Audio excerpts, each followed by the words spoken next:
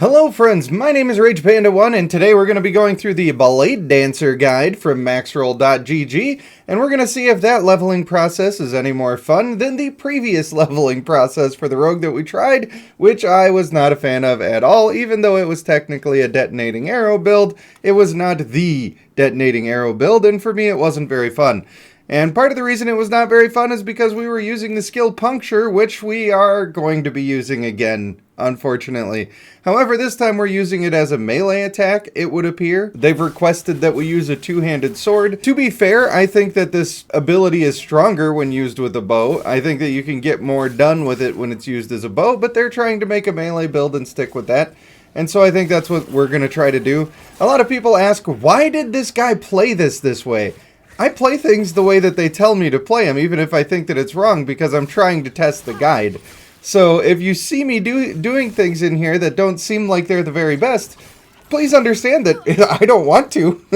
I want to be playing to peak efficiency, but I'm trying to follow the guide here and get an actual review. So that's why some things are not as ideal as they otherwise would be. This is the final class in the game that I have never played. So it'll be interesting to see how this develops because I don't know how a lot of the moves even work. I haven't played it. We've got 3 separate sections that we're looking for. We're just using Flurry until level 5. You won't need to see any of that.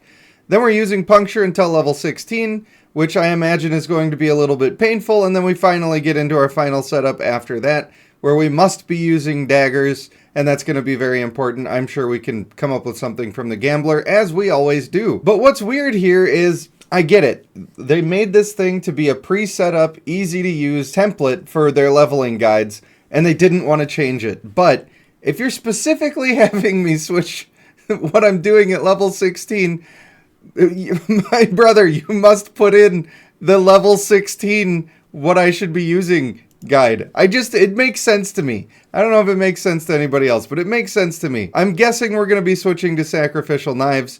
I don't know why they do it this way, and then they specify other breakpoints in the guide while they're talking. It doesn't make sense. Having this be a prefabricated thing has only ever hurt the process of leveling. Specifically this gearing guide that is separated into these levels. For every single one of them that we've done, which I think we're on number 10 now, this has been detrimental. So if you're going to ever readdress this and fix things, this is the first thing to go. Man, I gotta tell you, the melee puncture is 1,000 million times more my vibe than the bow version is. Of course, again, that comes down to the fact that I play on controller, and the way that it actually controls on controller is smooth and functional, whereas the bow ranged version is not super functional. It just kind of aims wherever. So I'm having a great time with that, and I hope it's foretelling of things to come and how much I'm going to love this build. New main right here. We're Babe Ruth right now calling it. Well, we may as well see how the puncture is working against some bosses. So we're using our decoys as much as we can. We stand in our little smoke bomb and then we just poke away. And much like a lot of these other leveling guides, the damage leaves a little something to be desired, but it is what it is. This one's better than most. It's better than most because it actually has things in the build that are helping to provide the bleeds, and that's really all it takes in the early game. But we're just about done with this portion of the build, and we'll be moving on to the daggers and the Umbral Blades and all of that good stuff that I am very excited to try out. We're starting to get into the meat of the build here, and that lets us do dropping a shadow, and then we spin our Umbral Blades, and both of them start going at the same time, and they do a ton of damage, and it's super fun. It's actually very fun to use, and it's very effective. I couldn't be more happy. I don't know if the rogue's just overpowered right now or what, but it definitely seems like the rogue might be a little bit overtuned. I don't know what happened here, but this is super strong and super fun, and I'm loving it so far. Hopefully I can show you just how overpowered this can be over bosses. Look at this health bar go down on this guy. Absolutely crazy. I don't gotta do anything but just stand here and hold the button. And that is doing... This guy usually takes forever with these leveling builds, and I don't even have good gear. That's not even a thing that's going on yet. But you do have to kind of manage the range that you're hitting the guy from. It doesn't take that much. Honestly, it's really easy to learn. We've got Synchronized Strike, and our Umbral Blades are targeting the actual targets that we're going after. And now everything dies really fast. Really fast. They just get ground up by the blade storms, and it's a really fun playstyle. So it's been changing a lot how I'm actually playing the game and what my shift does and what my Umbral Blades are doing and the combos that I need to do. So it's ever evolving, which is still fun, but I think we're getting close to the final version of the build, and it just does so much damage. I'm really happy with it. So let's see how we fare against the exiled mage. I'm going to let him do a teleport before I do all my crazy stuff, because otherwise he's really annoying. And then he should just be getting ground up and dead, although he's not taking that much damage, to be fair. We've gotten some upgrades that we'll go over in just a second here, but first we have our nemesis, Admiral Hardon, and we're going to definitely kick his absolute butt cheeks right now, because this build is crazy. Absolutely crazy. I can't believe it. Maybe one of the strongest builds that we've ever played. Just ever. And I'm not mad about it. I wasn't looking forward to this. I have not been enjoying Rogue every time I've played it, pretty much. But now I do. Now I think I do. When you get to the crazy builds of Rogue, it gets to be a lot more fun. So what are the upgrades that we actually got? We've got our crit multiplier on our implicits for both of our daggers. This first one did not roll all that great. It's not actually very good at all. But the second one, we got extra crit multi and increased physical damage and some armor shred. So all of that is crazy. We also got some shred chance on our relic as well as some crit strike multi. And on both of our rings, we have quite a bit of throwing damage, and our attacks are throwing attacks right now, so that's a big deal for us. That's why we're hitting crits over 6k already. It's nuts. I have no business doing that much damage this early in the game. So an update to the general clear that we're doing here. We're just dropping our triple Umbral Blades, and the way that we're doing that is that we're using our synchronized strike, and then we just chuck one, and that makes all of our shadows chuck one as well. We end up getting 3. Other than that, we're moving.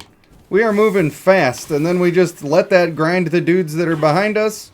Yes, I know how that sounds, but I'm sticking with that wording. You'll never change me, ever.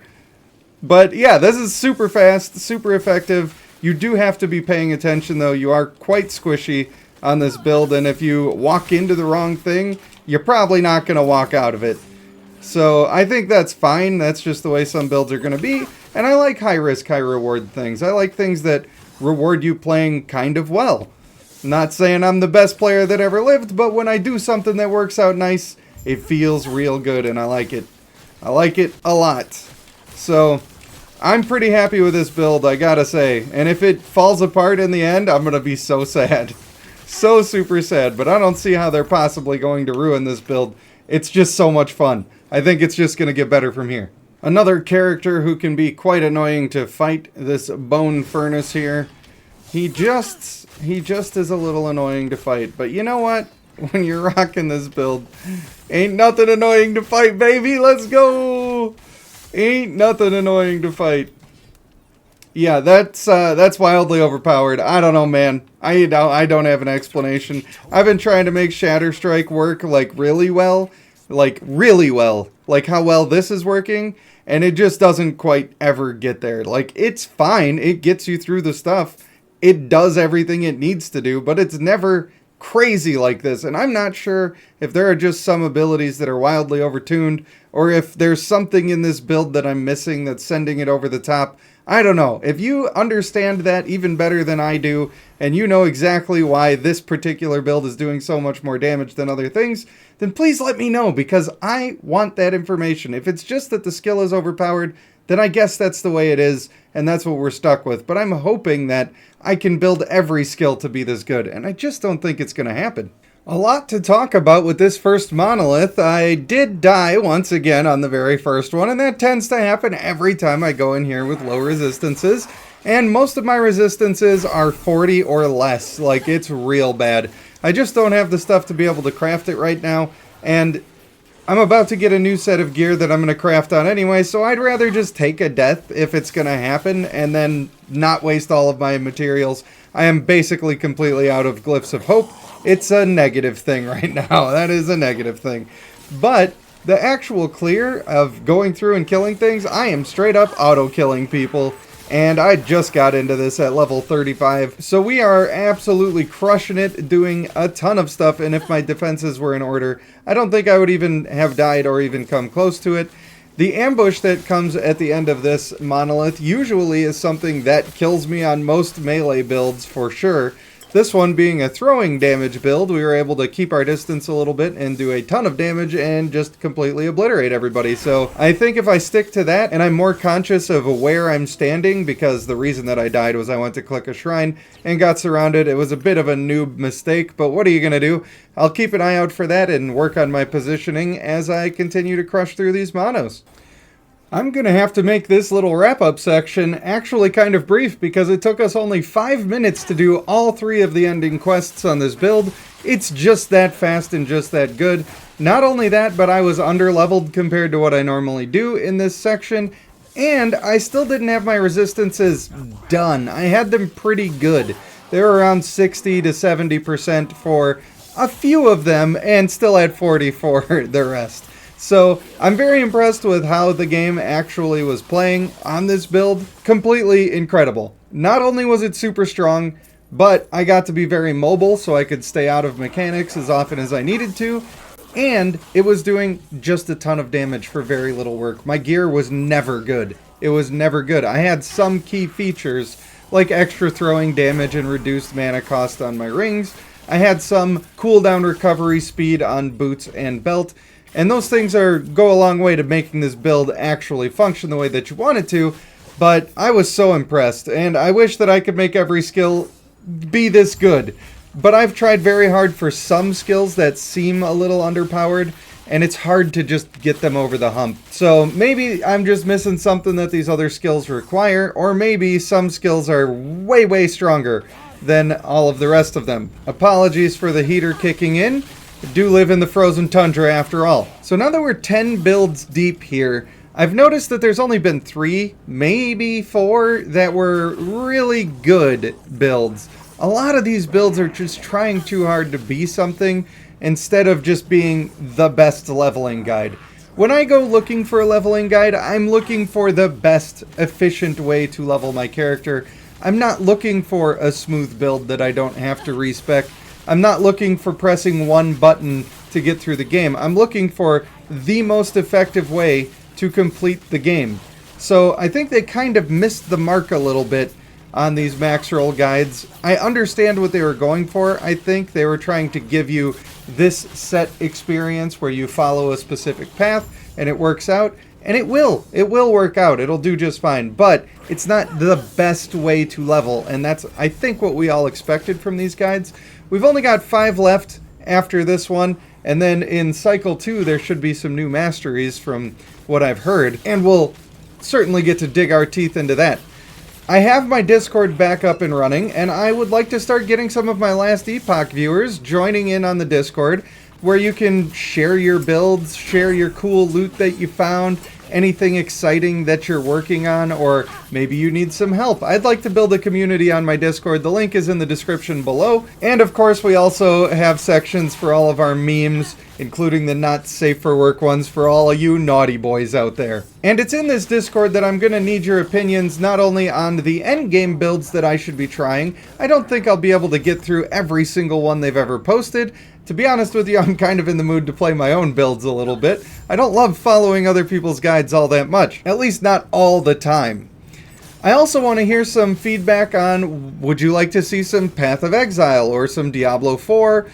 Maybe even Grim Dawn. I don't know what you're into. Minecraft Legends. Let's go.